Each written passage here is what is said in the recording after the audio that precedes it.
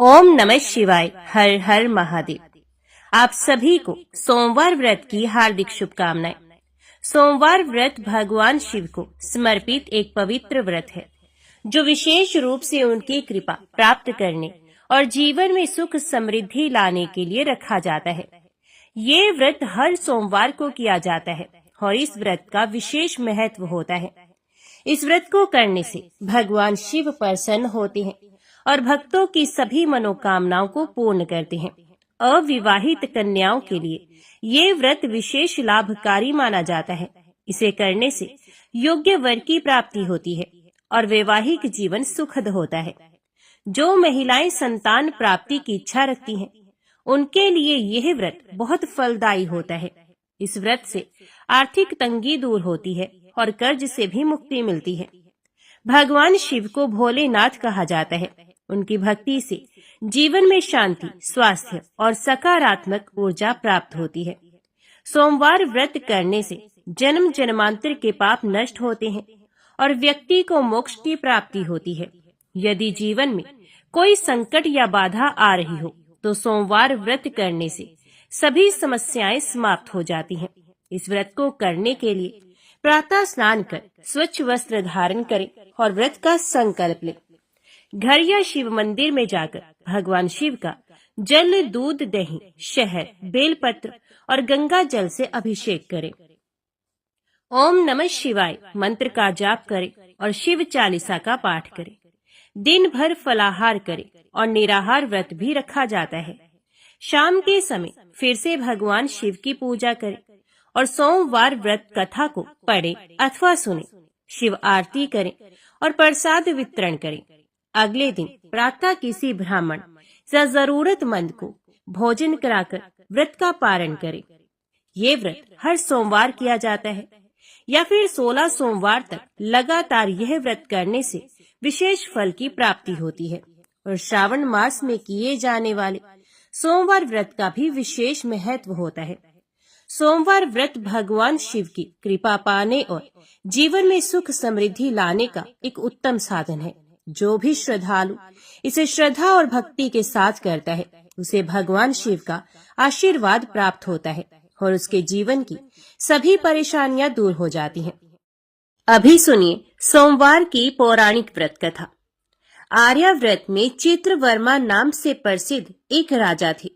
वे दुष्टों को दंड देने के लिए यमराज के समान समझे जाते थे।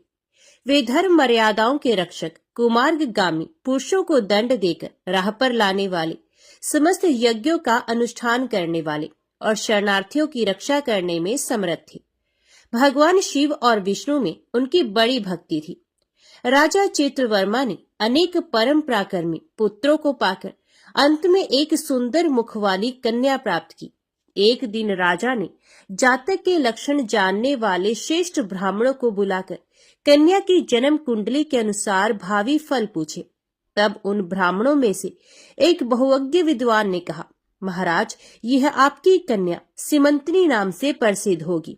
ये उमा भगवती माता की भांति मांगलमयी, दमयंती की भांति परम सुंदरी, सरस्वती के समान सब कलाओं को जानने वाली तथा लक्ष्मी की भांति अत्यंत सद्गुणों से सुशोभित होगी। ये 10,000 वर्षों तक अपने स्वामी के साथ आनंद भोगेगी और 8 पुत्रों को जन्म देकर उत्तम सुख का उपभोग करेगी। तत्पश्चात एक दूसरे ब्राह्मण ने कहा, यह कन्या 14वें वर्ष में विधवा हो जाएगी। ये वज्रघात के समान दारुण वचन सुनकर राजा 2 घड़ी तक चिंता में डूबे रहे। तदंतर सब ब्राह्मणों को विदा करके राजा ने सब कुछ भाग्य के अनुसार ही होता है ऐसा समझकर चिंता छोड़ दी। सीमंतनी धीरे धीरे सयानी हुई। अपनी सखी के मुख से भावी वैधव्य की बात सुनकर उसे बड़ा खेद हुआ। उसने चिंता मगन होकर याज्ञवल्क्य मुनि की पत्नी मैत्रेयी जी से पूछा, माताजी, मैं आपके चरणों की शरण में आई हूँ। मुझे सौभाग्य बढ़ाने वाले सत्कर्म का उपदेश दीजिए। इस प्रकार शरण में आई हुई राजकन्या से पतिव्रता मैत्रेयी ने कहा, सुंदरी, तू शिव सहित पार्वती जी की शरण में जा और सोमवार को एकाग्रचित हो स्नान और उपवास पूर्वक स्वच्छ वस्त्र धारण करके शिव और पार्वती का पूजन कर। सोमवार के दिन शिव और पार्वती की आराधना करती रहे इससे बड़ी भारी आपत्ति पड़ने पर भी तो उससे मुक्त हो जाएगी। घोर से घोर एवं भयंकर महाकलेश में पड़कर भी शिव पूजन ना छोड़ना, उसके प्रभाव से महान भय से पार हो जाओगी। इस प्रकार सीमंतिनी को आश्वासन देकर पतिव्रता मैत्रेयी आश्रम को चली गई। राजकुमारी ने उनके कथन अनुसार भगवान शिव का पूजन प्रारंभ किया। निषद देश में नल की पत्नी दमयंती के गर्भ से इंद्रसेन नामक पुत्र हुआ था। राजा इंद्रसेन के पुत्र चंद्रागत हुए। नृपश्रेष्ठ चित्रवर्मा ने राजकुमार चंद्रागत को बुलाकर गुरुजनों की आज्ञा से उन्हीं के साथ अपनी पुत्री सीमंतिनी का विवाह कर दिया। उस विवाह में बड़ा उत्सव हुआ था। विवाह के पश्चात चंद्रागत कुछ काल तक ससुराल में ही रहे। एक दिन राजकुमार यमुना के पार जाने के लिए कुछ मित्रों के साथ नाव पर सवार हुए।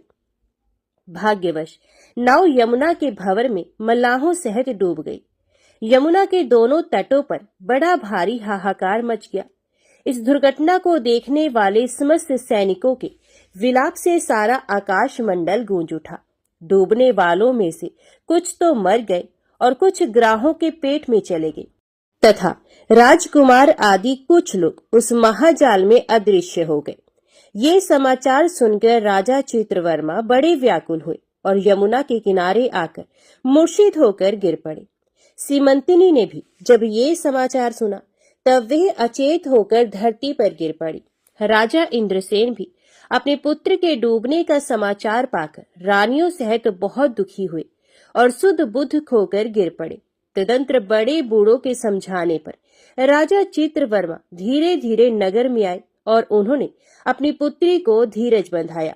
राजा चित्रवर्मा ने जल में डूबे हुए अपने दामाद का औधर देही कृत्य वहां आए हुए उनके बंधु बांधवों से करवाया। पतिव्रता सीमंतिनी ने चीता में बैठकर पतिलोक में जाने का विचार किया, किंतु उसके पिता ने स्नेहवश उसे रोक लिया। तब वे विधवा जीवन व्यतीत करने लगी।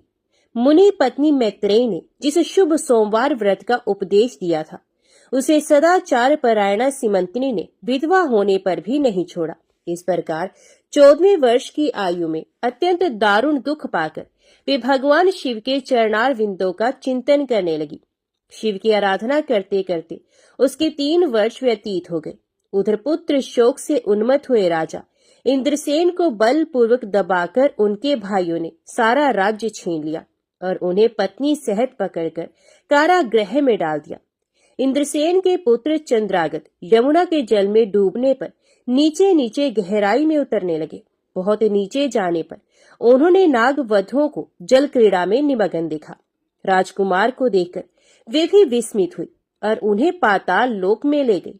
वहां चंद्रागत ने तक्षक नाग के परम अद्भुत रमणीय नगर में प्रवेश किया और इंद्र भवन के समान मनोहर एक सुंदर महल देखा, जो बड़े बड़े रत्नों की प्रकाशमान किरणों से उद्दीप्त हो रहा था। भगवान सूर्य के समान तेजस्वी तक्षक नाग को सभा भवन में विराजमान देख परम बुद्धिमान राजकुमार ने प्रणाम किया और हाथ जोड़कर खड़े हो गए। तक्षक के तेज से उनके नेत्र चौंधे आ गए। नागराज ने भी मनोरम राजकुमार को देखकर उन नागिनों से पूछा, ये कौन है और कहां से आया है? उन्होंने उत्तर दिया, हमने इसे यमुना जल में देखा है और इसके कुल तथा नाम का परिचय न होने के कारण आपके पास ले आई हैं। तब तक्षक ने राजकुमार से पूछा, तुम किसके पुत्र हो, कौन हो, कौन सा तुम्हारा देश है और यहाँ पर तुम्हारा कैसे आगमन हुआ है? राजपुत्र ने कहा, भूमंडल में निषद नाम से प्रसिद्ध एक देश है। उसके स्वामी राजा नल महायशस्वी हो गए हैं। वे पुण्य श्लोक माने जाते हैं। उनके पुत्र इंद्रसेन हुए और इंद्रसेन का पुत्र मैं हुआ। मेरा नाम चंद्रागत है। मैं अभी नूतन विवाह करके ससुराल में ही टिका था और यमुना जी के जल में विहार करता हुआ दैव की प्रेरणा से डूब गया। ये नाग पत्नियां मुझे आपके पास ले आई हैं। जन्मांतर के उपार्जित पुण्यों के प्रभाव से यहाँ मैंने आपके चरणार विंदों का दर्शन किया है। आज मैं धन्य हूँ। मेरे माता पिता कृतार्थ हो गए, क्योंकि आपने दया करके मेरी ओर देखा और मुझसे वार्तालाप किया है। इस प्रकार अत्यंत मनोहर उदारतापूर्ण वचन सुनकर तक्षक ने कहा, राजकुमार, तुम भय न करो, धैर्य रखो और बताओ, तुम संपूर्ण देवताओं में किसकी पूजा करते हो?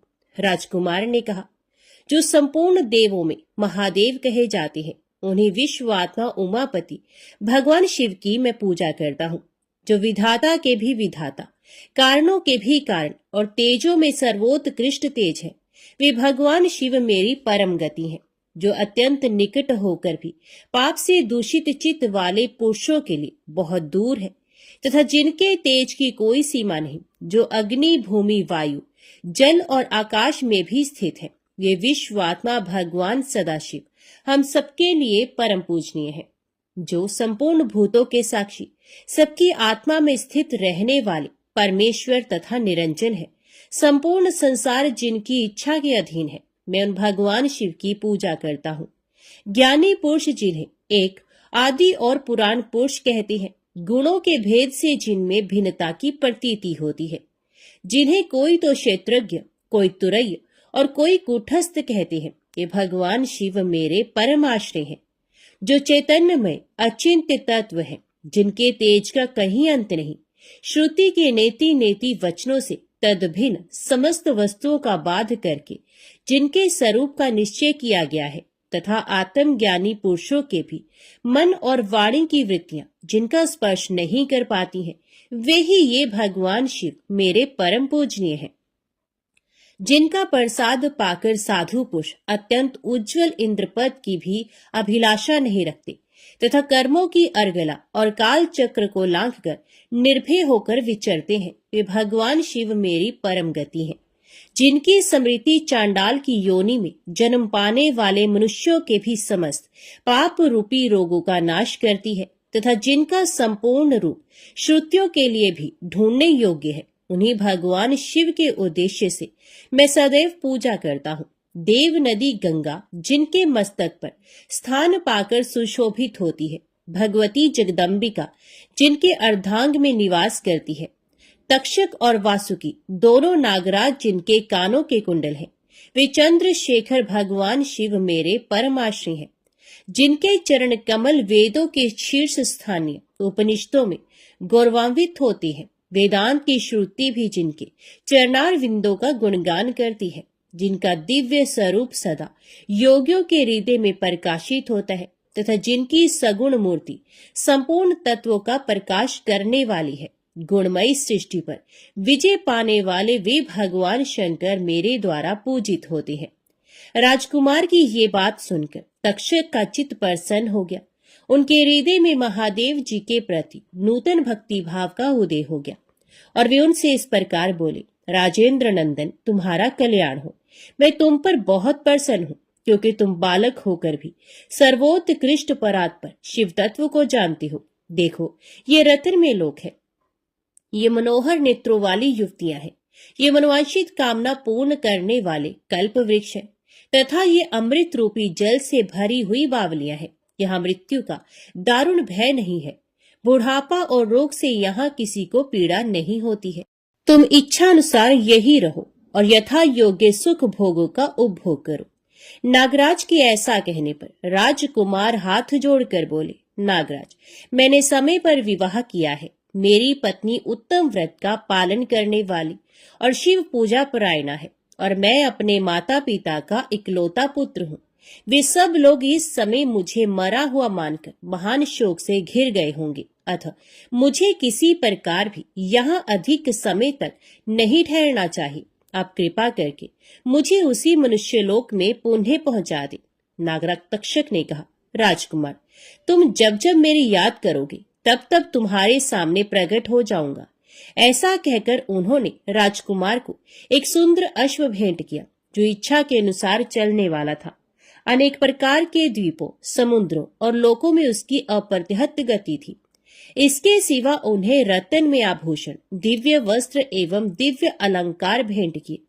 उनकी सहायता के लिए सारी व्यवस्था करने के पश्चात तक्षक ने जाओ कहकर प्रेम पूर्वक उन्हें विदा किया। चंद्रांगद उस घोड़े पर सवार हो निकले और थोड़ी ही देर में यमुना के जल से बाहर आकर उस दिव्य अश्व पर चढ़े हुए नदी के रमणीय तट पर घूमने लगे। इसी समय पतिव्रता सिमंतनी अपनी सखियों से घिरी हुई वहां स्नान करने के लिए आई। उसने यमुना के तट पर मनुष्य रूप धारी नाग कुमार के साथ भ्रमण करते हुए राजकुमार चंद्रागत को देखा। दिव्य अश्व पर आरूढ़ हुए अपूर्व आकार वाले उन राजकुमार को देखकर वे उन्हीं की ओर दृष्टि लगाए खड़ी हो गई। उसे देखकर चंद्रागत ने भी मन ही मन विचार किया, जान पड़ता है इसे मैंने पहले कभी देखा है। तत्पश्चात वे घोड़े से उतरकर नदी के किनारे आ बैठे और उस सुंदरी को बुलाकर समीप बैठाकर पूछा, तुम कौन हो, किसकी स्त्री और किसकी कन्या हो? सिमंतनी लज्जावश स्वयं कुछ बोल न सकी। तब उसकी सखी ने सब बातें बताई। इसका नाम सिमंतनी है।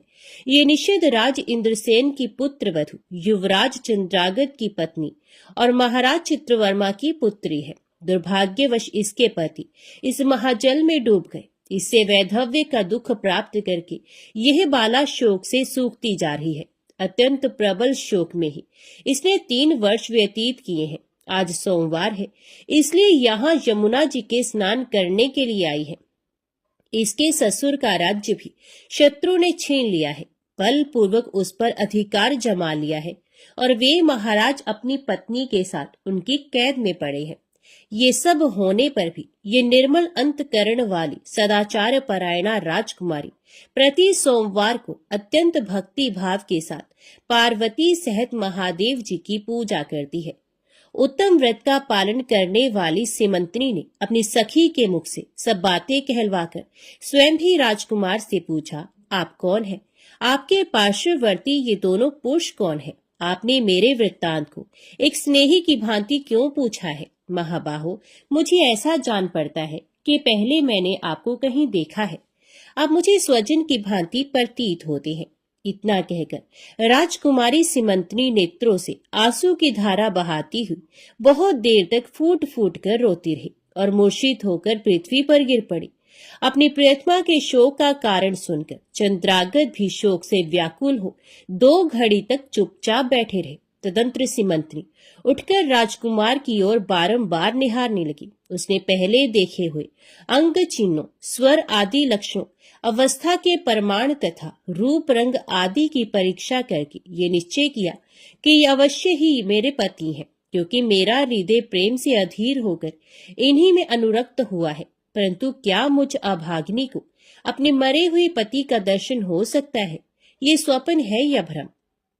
अथवा मुनि पत्नी मैत्रेयी ने जो मुझे ये कहा था कि तुम भारी से भारी विपत्ति में पड़ने पर भी इस व्रत का पालन करती रहना, उसी का तो ये फल नहीं है। एक श्रेष्ठ ब्राह्मण ने मेरा 10,000 वर्षों का सौभाग्य बतलाया था। उन ब्राह्मण देवता का ये वचन अवश्य सत्य होगा, ये ईश्वर के बिना कौन जान सकता है। इधर प्रतिदिन मुझे मंगल सूचक शुभ शगुन दिखाई देते हैं। पार्वती देवी के प्राणनाथ भगवान शिव के प्रसन्न होने पर देहधारियों के लिए कौन सी वस्तु दुर्लभ हो सकती है? इस प्रकार भांति भांति से विचार करके उसका संदेह दूर हुआ। तब लज्जा से उसने अपना मुख नीचे की ओर कर लिया। उस समय राजकुमार ने कहा, भद्रे, मैं तुम्हारे पति के शोक संतप्त माता पिता से ये समाचार बतलाने के लिए जा रहा हूँ। तुम्हारा कल्याण हो, तुम्हारे पति तुमसे शीघ्र ही मिलेंगे। यो कहकर राजकुमार घोड़े पर सवार हुए और अपने दोनों सहायकों के साथ शीघ्र ही अपने राज्य में पहुंचे। वहां नागरोद्यान के समीप स्थित होकर उन्होंने नागराज के पुत्र को राज सिंहासन पर अधिकार जमाए बैठे हुए बंधुओं के समीप भेजा। नागकुमार ने शीघ्र जाकर उन सब से कहा, तुम सब लोग महाराज इंद्रसेन को अविलंब कारागृह से मुक्त करो और सिंहासन छोड़कर हट जाओ। महाराज के पुत्र चंद्रागत पाताल लोक से लौटकर यहाँ आए हैं। तुम आनाकानी ना करो, नहीं तो चंद्रागत के बाण तुम्हारे प्राण हर लेंगे। वे यमुना जी के जल में डूबकर नागराज तक्षक के घर जा पहुंचे थे। वहां से उनकी सहायता पाकर पुण्य इस लोक में लौटे हैं। नागकुमार की कही हुई ये सारी बातें सुनकर शत्रुओं ने भी बहुत अच्छा कहकर उनकी आज्ञा स्वीकार की और महाराज इंद्रसेन को उनके खोए हुए पुत्र के पुनः लौट आने का समाचार बताकर उनका सिंहासन उन्हें लौटा दिया। महाराज को प्रसन्न करके भी वे लोग भयभीत बने रहे। मेरा पुत्र आ रहा है, ये बात सुनकर राजा प्रेम के आंसू बहाते हुए आनंद में डूब गए। यही दशा महारानी की भी थी। तदंतर सब नागरिक, वृद्ध, मंत्री और पुरोहित आगे जाकर चंद्रागत से मिले और उन्हें हृदय से लगाकर महाराज के समीप ले आए। अपने भवन में प्रवेश करके अश्रु वर्षा करते हुए राजकुमार ने माता पिता के चरणों में प्रणाम किया। चरणों में पड़े हुए पुत्र को उठाकर राजा ने अश्रु सिक्त हृदय से लगा लिया। विक्रमश सब माताओं को प्रणाम करके उनका आशीर्वाद लेकर राजकुमार पुरवासियों से मिले और उन्होंने सबको यथा योग्य सम्मान दिया। उन्हें सबके साथ राजसभा में बैठकर अपना सब वृतांत पिता से निवेदन किया और नागराज तक्षक से मित्रता होने की भी बात बताई। राजकुमार का चित्र देख और सुनकर राजा इंद्रसेन हर्ष से विवल हो गए। उन्होंने अपने मन में यही माना कि मेरी पुत्र वधू ने भगवान महेश्वर की आराधना करके इस अनुपम सौभाग्य का अर्जन किया है। निषदराज ने ये मंगलमय वार्ता दूतों के द्वारा महाराज चित्रवर्मा को भी कहला दी। ये अमृतमय वार्ता सुनकर महाराज चित्रवर्मा आनंद से विवल हो गए और बड़े वेग से उठकर उन्होंने संदेश वाहकों को उपहार में बहुत धन दिया। फिर अपनी पुत्री को बुलवाकर उन्होंने उससे वैधव्य के चिन्हों का परित्याग करवाया और उसे नाना प्रकार के आभूषणों से विभूषित किया। तत्पश्चात समूचे राष्ट्र के गांव और नगर आदि में बड़ा भारी उत्सव हुआ और सब लोगों ने राजकुमारी सीमंतिनी के सदाचार की बड़ी प्रशंसा की। चित्रवर्मा ने इंद्रसेन के पुत्र चंद्रागत को बुलाकर सीमंतिनी को उनके साथ विदा कर दिया। चंद्रागत ने तक्षक के घर से लाए हुए रत्न आदि आभूषणों के द्वारा, जो मानव मात्र के लिए अत्यंत दुर्लभ है, अपनी पत्नी को अलंकृत किया। तपे हुए स्वर्ण के समान सुशोभित 40 कोस तक जाने वाली सुगंध से युक्त दिव्य अंगराग से सीमंतिनी की बड़ी शोभा हो रही थी। कमल के केसर के समान रंग वाले कल्प वृक्ष के पुष्पों से बनी हुई और कभी ना कुम्हलाने वाली माला भी सती सीमंतिनी की शोभा बढ़ा रही थी। इस प्रकार शुभ मुहूर्त में अपनी पत्नी को साथ लेकर श्वशुर की आज्ञा से चंद्रागत पुनः अपनी नगरी में आए। महाराज इंद्रसेन ने अपने पुत्र को राज सिंहासन पर बिठाकर तपस्या द्वारा भगवान शिव की आराधना करके योगी पुरुषों को उपलब्ध होने वाली उत्तम गति प्राप्त की। राजा चंद्रागत ने अपनी धर्म पत्नी सीमंतिनी के साथ 10,000 वर्षों तक नाना प्रकार के विषयों का उपभोग किया। उन्होंने 8 पुत्रों और 1 कन्या को जन्म दिया। सीमंतिनी प्रतिदिन भगवान महेश्वर की पूजा करती हुई अपने स्वामी के साथ सुखपूर्वक रहने लगी। उसने सोमवार व्रत के प्रभाव से अपना खोया हुआ सौभाग्य प्राप्त कर लिया। ओम नमः शिवाय। हर हर महादेव। अभी सुनिए 16 सोमवार की व्रत कथा।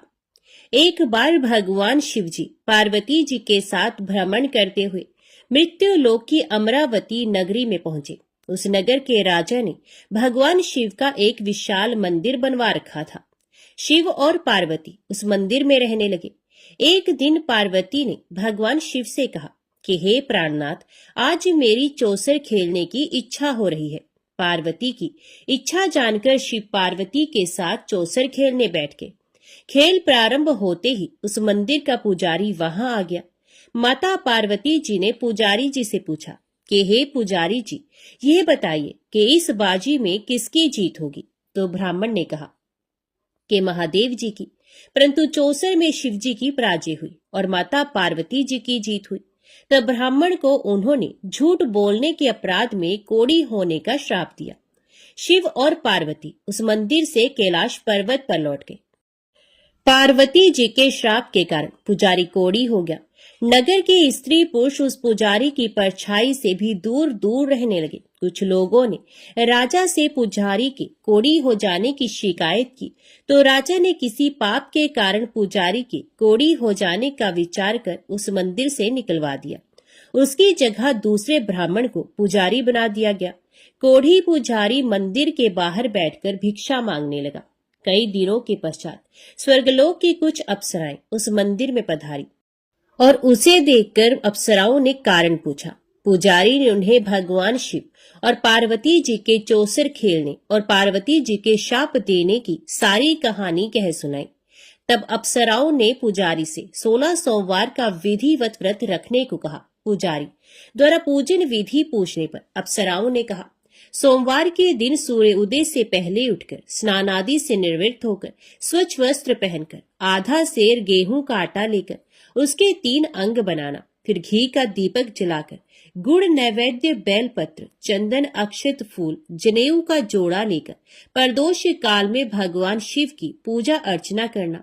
पूजा के बाद 3 अंगों में एक अंग भगवान शिव को अर्पण करके एक आप ग्रहण करना। शेष 2 अंगों को भगवान का प्रसाद मानकर वहां उपस्थित स्त्री पुरुषों और बच्चों को बांट देना। इस तरह व्रत करते हुए जब 16 सोमवार बीत जाए तो 17वें सोमवार को 1 पाव आटे की बाटी बनाकर उसमें घी और गुड़ मिलाकर चूरमा बनाना, फिर भगवान शिव को भोग लगाकर वहां उपस्थित स्त्री पुरुष और बच्चों को प्रसाद बांट देना। इस तरह 16 सोमवार व्रत करने और व्रत कथा को सुनने से भगवान शिव तुम्हारी कोढ़ को नष्ट करके तुम्हारी सभी मनोकामनाएं पूरी कर देंगे। इतना कहकर अप्सराएं स्वर्गलोक को चली गई। पुजारी ने अप्सराओं के कथन अनुसार 16 सोमवार का विधिवत व्रत किया। फलस्वरूप भगवान शिव की अनुकंपा से उसका कोढ़ नष्ट हो गया। राजा ने उसे फिर मंदिर का पुजारी बना दिया और वह मंदिर में भगवान शिव की पूजा करता आनंद से जीवन व्यतीत करने लगा। कुछ दिनों के बाद पुनः पृथ्वी का भ्रमण करते हुए भगवान शिव और पार्वती उस मंदिर में पधारे। स्वस्थ पुजारी को देखकर पार्वती ने आश्चर्य से उसके रोग मुक्त होने का कारण पूछा तो पुजारी ने उन्हें 16 सोमवार व्रत करने की सारी कथा कह सुनाई। पार्वती जी भी व्रत की बात सुनकर बहुत प्रसन्न हुई और उन्होंने पुजारी से उसकी विधि पूछकर स्वयं 16 सोमवार का व्रत प्रारंभ किया। पार्वती जी उन दिनों अपने पुत्र कार्तिकेय के नाराज होकर दूर चले जाने से बहुत चिंतित रहती थी। वे कार्तिकेय को लौटा लाने के अनेक उपाय कर चुकी थी, लेकिन कार्तिकेय लौटकर उनके पास नहीं आ रहे थे। 16 सोमवार का व्रत करते हुए पार्वती ने भगवान शिव से कार्तिकेय के लौटने की मनोकामना की। व्रत समापन के तीसरे दिन सचमुच कार्तिकेय वापस लौट आए। कार्तिकेय ने अपने हृदय परिवर्तन के संबंध में पार्वती जी से पूछा, हे माता, आपने ऐसा कौन सा उपाय किया था जिससे मेरा क्रोध नष्ट हो गया और मैं वापस लौट आया? तब पार्वती जी ने कार्तिकेय को 16 सोमवार के व्रत की कथा कह सुनाई। कार्तिकेय अपने एक ब्राह्मण मित्र ब्रह्मदत्त के परदेश चले जाने से बहुत दुखी थे। उसको वापस लौटाने के लिए कार्तिकेय ने 16 सोमवार का व्रत करते हुए ब्रह्मदत्त के वापस लौट आने की कामना प्रकट की। व्रत के समापन के कुछ दिनों के बाद मित्र लौट आया। ब्राह्मण ने कार्तिकेय से कहा, प्रिय मित्र, तुमने ऐसा कौन सा उपाय किया जिससे परदेश में मेरे विचार एकदम परिवर्तित हो गए और मैं तुम्हारा स्मरण करते हुए लौट आया। कार्तिकेय ने अपने मित्र को भी 16 सोमवार के व्रत की कथा विधि सुनाई। ब्राह्मण मित्र व्रत के बारे में सुनकर बहुत खुश हुआ और उसने भी व्रत किया। 16 सोमवार व्रत का समापन करने के बाद ब्रह्मदत्त विदेश यात्रा पर निकला। वह नगर के राजा हर्षवर्धन की बेटी राजकुमारी गुंजन का स्वयंवर हो रहा था। वहां के राजा ने प्रतिज्ञा की थी कि एक हथिनी यह माला जिसके गले में डालेगी वे अपनी पुत्री का विवाह उसी से करेगा। ब्राह्मण भी उत्सुकतावश महल में चला गया। वहां कई राज्यों के राजकुमार बैठे थे। तभी एक सजी धजी हथिनी सूंड में जयमाला लिए वहां आई। हथिनी ने ब्राह्मण के गले में जयमाला डाल दी। फलस्वरूप राजकुमारी का विवाह ब्राह्मण से हो गया।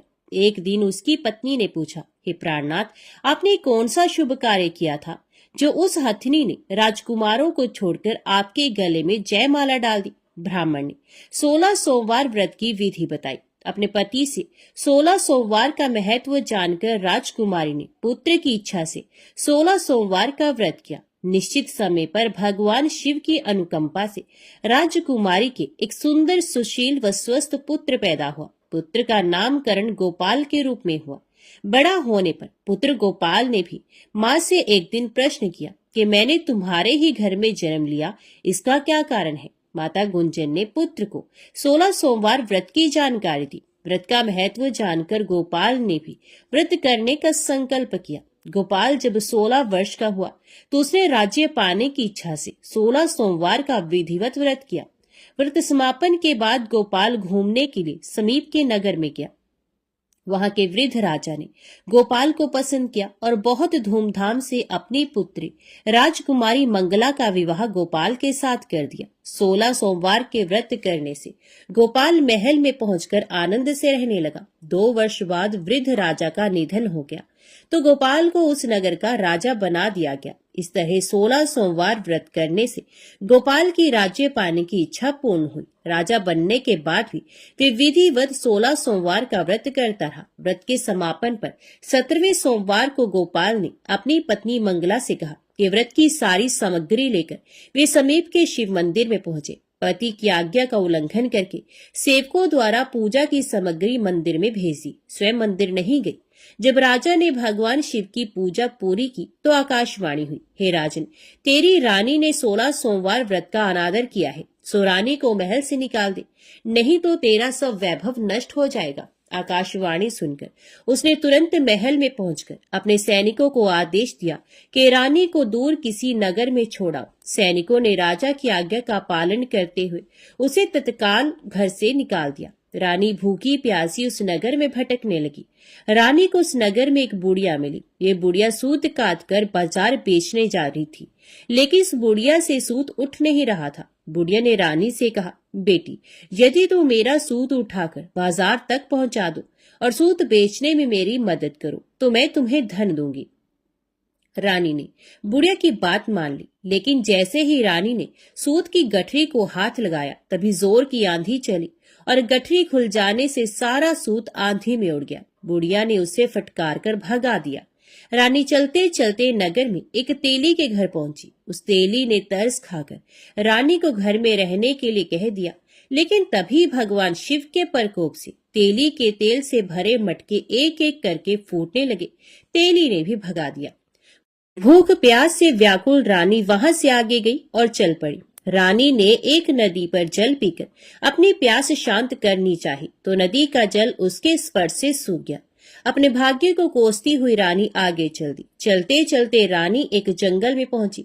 उस जंगल में एक तालाब था, उसमें निर्मल जल भरा हुआ था। निर्मल जल देखकर रानी की प्यास तेज हो गई, जल पीने लगी। रानी ने तालाब की सीढ़ियां उतरकर जैसे ही जल को स्पर्श किया तभी उस जल में असंख्य कीड़े उत्पन्न हो गए। रानी ने दुखी होकर उस गंदे जल को पीकर अपनी प्यास शांत की। रानी ने एक पेड़ की छाया में बैठकर कुछ देर आराम करना चाहा तो उस पेड़ के पत्ते पल भर में सूखकर बिखर गए। रानी दूसरे पेड़ के नीचे जाकर बैठी। जिस पेड़ के नीचे बैठती वही सूख जाता। वन और सरोवर की ये दशा देखकर वहां के गवाले बहुत हैरान हुए। गवाले रानी को समीप के मंदिर में पुजारी जी के पास ले गए। रानी के चेहरे को देखकर ही पुजारी जान गए कि रानी अवश्य किसी बड़े घर की है, भाग्य के कारण दर दर भटक रही है। पुजारी ने रानी से कहा, पुत्री, तुम कोई चिंता नहीं करो, मेरे साथ इस मंदिर में रहो, कुछ ही दिनों में सब ठीक हो जाएगा। पुजारी की बातों से रानी को बहुत सांत्वना मिली। रानी उस मंदिर में रहने लगी। रानी भोजन बनाती तो सब्जी जल जाती, आटे में कीड़े पड़ जाते, जल से बदबू आने लगती। पुजारी भी रानी के दुर्भाग्य से बहुत चिंतित होते हुए बोली, हे पुत्री, अवश्य ही तुझसे कोई अनुचित काम हुआ है जिसके कारण देवता तुझसे नाराज हैं और उनकी नाराजगी के कारण ही तुम्हारी ये दशा हुई है। पुजारी की बात सुनकर रानी ने अपने पति के आदेश पर मंदिर में ना जाकर शिव की पूजा नहीं करने की सारी कथा कह सुनाई। तो पुजारी ने कहा, अब तुम कोई चिंता मत करो, कल सोमवार है और कल से तुम 16 सोमवार के व्रत करना शुरू कर दो। भगवान शिव अवश्य तुम्हारे दोषों को क्षमा कर देंगे। पुजारी की बात मानकर रानी ने 16 सोमवार के व्रत प्रारंभ कर दिए। रानी सोमवार का व्रत करके शिव की विधिवत पूजा अर्चना की और व्रत कथा सुनने लगी। जब रानी ने 17वें सोमवार को विधिवत व्रत का समापन किया तो उधर उसके पति राजा के मन में रानी की याद आई। राजा ने तुरंत अपने सैनिकों को रानी को ढूंढकर लाने के लिए भेजा। रानी को ढूंढते हुए सैनिक मंदिर में पहुंचे और रानी से लौटकर चलने के लिए कहा। पुजारी ने सैनिकों से मना कर दिया और सैनिक निराश होकर लौट गए। उन्होंने लौटकर राजा को सारी बात बताई। राजा स्वयं उस मंदिर में पुजारी के पास पहुंचे और रानी को महल से निकाल देने के कारण पुजारी जी से क्षमा मांगी। पुजारी जी ने राजा से कहा, ये सब भगवान शिव के प्रकोप के कारण हुआ है, इतना कहकर रानी को विदा किया। राजा के साथ रानी महल में पहुंची। महल में बहुत खुशियां मनाई गई। पूरे नगर को सजाया गया। राजा ने ब्राह्मणों को अन्न, वस्त्र और धन का दान किया। नगर में निर्धनों को वस्त्र बांटे गए। रानी 16 सोमवार का व्रत करते हुए महल में आनंद पूर्वक रहने लगी। भगवान शिव की अनुकंपा से उसके जीवन में सुख ही सुख भर गए। 16 सोमवार के व्रत करने और कथा सुनने से मनुष्य की सभी मनोकामनाएं पूर्ण होती हैं और जीवन में किसी तरह की कमी नहीं होती है। स्त्री पुरुष आनंद पूर्वक जीवन यापन करते हुए मोक्ष को प्राप्त होती है। ओम नमः शिवाय। हर हर महादेव। अभी सुनिए शिव चालीसा पाठ। श्री गणेश गिरजा सुवन, मंगल मूल सुजान, कहत अयोध्या दास तुम, देहु अभय वरदान। जय गिरजापति दीन दयाला, सदा करत संतन प्रतिपाला। भाल चंद्रमा सोहत नीके, कानन कुंडल नाग फनीके। अंग गौर शिरगंग बहाय, मुंड माल तन छार लगाए। वस्त्र खाल बागंबर सोहे, छवि को देख नाग मुनि मोहे। मैना मातु की होए दुलारी, बाम अंग सोहत शव न्यारी। कर त्रिशूल सोहत शव भारी, करत सदा शत्रुन शयकारी। नंदी गणेश सोहे तहि कैसे, सागर मध्य कमल है जैसे। कार्तिक श्याम और गणराव, या छवि को कह जात न गाओ। देवन जभी जाए पुकारा, तभी दुख प्रभु आप निवारा। किया उपद्रव तारक भारी, देवन सब मिल तुम्हें जुहारी। तुरत षडानन आप पठायो, लव निमेष में मार गिरायो। आप जलंधर असुर संहारा, सुयश तुम्हार विदित संसारा। त्रिपुरा सुरसन युद्ध मचाई, सबही कृपा कर लीन बचाई। किया तपही भागीरथ भारी, पूर्व प्रतिज्ञा तसु पुरारी। दानिन मह तुम सम को नाही, सेवक स्तुति करत सदाहि। वेद नाम महिमा तव गाय, अकथ अनाद भेद नहीं पाए। प्रगट उधत मंथन ते ज्वाला, जरे सुरासुर भय विहाला। किन्हीं दया तहि करी सहाय, नीलकंठ तब नाम कहाय। पूजन रामचंद्र जब कीन्हा, जीत के लंक विभीषण दीन्हा। सहस कमल में हो रहे धारी, किन्हीं परीक्षा तभी पुरारी। एक कमल प्रभु राखे जोई, कमल न्यून पूजन चह सोई। कठिन भक्ति देखी प्रभु शंकर, भय प्रसन्न दिए इच्छत वर। जय जय जय अनंत अविनाशी, करत कृपा सबके घटवासी। दुष्ट सकल नित मोह सतावे, भ्रमत रहे मोह चैन न आवे। त्राही त्राही मैं नाथ पुकारो, यह अवसर मोह आन उबारो। लै त्रिशूल शत्रुन को मारो, संकट से मोह आन उबारो। माता पिता भ्राता सब कोई, संकट में पूछत नहीं कोई। स्वामी एक है आस तुम्हारी, आय हरो अब संकट भारी। धन निर्धन को देत सदाही, जो कोई जांचे वो फल पाही। स्तुति कह विधि करो तुम्हारी, शंभो नाथ अब चूक हमारी। शंकर हो संकट के नाशन, मंगल कारण विघ्न विनाशन।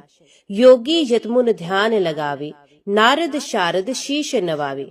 नमो नमो जय नमो शिवाय, सुर ब्रह्मादिक पार न पाए। जो ये पाठ करे मन लाई, तापर होत है शंभु सहाय। ऋणिया जो कोई अधिकारी, पाठ करे सो पावन हारी। पुत्रहीन कर इच्छा कोई, निश्चय शिव परसाते ही होय। पंडित त्रयोदशी को लावे, ध्यान पूर्वक होम करावे। त्रयोदशी व्रत करे हमेशा, तन ही ताके रहे कलेशा। धूप दीप नैवेद्य चढ़ावे, शंकर सम्मुख पाठ सुनावे। जन्म जन्म के पाप नसावे, अंतवास शिवपुर में जावे। कहे अयोध्या आस तुम्हारी, जान सकल दुख हरी हमारी। नित्य नेम कर प्रात ही, पाठ करो चालीसा। तुम मेरी मनोकामना, पूर्ण करो जगदीश। मकसर छठे मत ऋतु, संवत 64 जान। स्तुति चालीसा शिव ही, पूर्ण कीन कल्याण। ओम नमः शिवाय। हर हर महादेव। अभी सुनते हैं भगवान भोलेनाथ की आरती। जय शिव ओंकारा, प्रभु जय शिव ओंकारा। ब्रह्मा विष्णु सदा शिव, अर्धांगी धारा। ओम जय शिव ओंकारा। एकानन चतुरानन पंचानन राजे, हंसासन गरुड़ासन वृषवाहन साजे। ओम जय शिव ओंकारा। दो भुज चार चतुर्भुज 10 भुज अति सोहे, त्रिगुण रूप निरखता त्रिभुवन जन मोहे। ओम जय शिव ओंकारा। अक्षमाला बनमाला रुंडमाला धारी, चंदन मृग मद सोहे भाले शशिधारी। ओम जय शिव ओंकारा। श्वेतांबर पीतांबर बाघांबर अंगे, सनकादिक गरुणादिक भूतादिक संगे। ओम जय शिव ओंकारा। करके मध्य कमंडलू चक्र त्रिशूल धरता, जग करता जग भरता जग संहार करता। ओम जय शिव ओंकारा। ब्रह्मा विष्णु सदा शिव जानत अविवेका, प्रणवाक्षर मध्य ये तीनों एका। ओम जय शिव ओंकारा। काशी में विश्वनाथ विराजत नंदी ब्रह्मचारी, नित उठ भोग लगावत महिमा अति भारी। ओम जय शिव ओंकारा। त्रिगुण शिव जी की आरती जो कोई नर गावे, कहत शिवानंद स्वामी मन वांछित फल पावे। ओम जय शिव ओंकारा। ओम जय शिव ओंकारा। स्वामी हरि शिव ओंकारा। ब्रह्मा विष्णु सदा शिव अर्धांगी धारा। ओम जय शिव ओंकारा। ओम नमः शिवाय। हर हर महादेव।